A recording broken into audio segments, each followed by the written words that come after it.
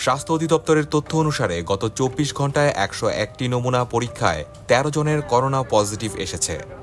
বাংলাদেশ ও প্রতিবেশী দেশগুলোতে করোনার সংক্রমণ বেড়ে যাওয়ায় স্বাস্থ্য অধিদপ্তর আগামী ১০ দিনের মধ্যে প্রধান হাসপাতালগুলোতে করোনা পরীক্ষার সুবিধা বাড়াতে কাজ করছে। তবে বর্তমানে খুব কম সরকারি হাসপাতালে করোনা পরীক্ষা হচ্ছে।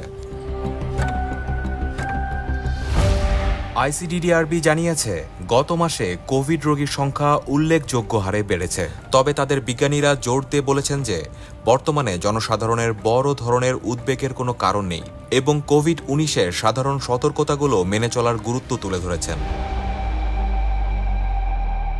আইসিডিডিআরবি এবং আইডিসিআর এর যৌথভাবে পরিচালিত হাসপাতাল ভিত্তিক ইনফ্লুয়েঞ্জা নজরদারি গবেষণায় দেখা গেছে, এপ্রিল মাসে চট্টগ্রাম মেডিকেল কলেজ হাসপাতালে প্রথমবারের মতো দুটি নতুন ওমিক্রন সাব ভ্যারিয়েন্ট এক্সএফজি এবং এক্সএফসি শনাক্ত হয়েছে।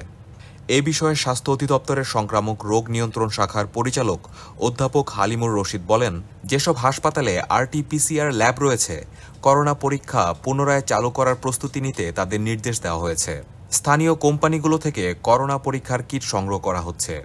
পাশাপাশি বিদেশ থেকে টেস্ট কিট আনতে সেন্ট্রাল মেডিকেল স্টোর্স ডিপোকে নির্দেশ দেওয়া হয়েছে।